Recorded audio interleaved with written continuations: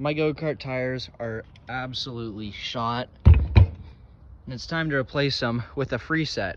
This is why I like doing the mower tires. You can come across mower tires for free.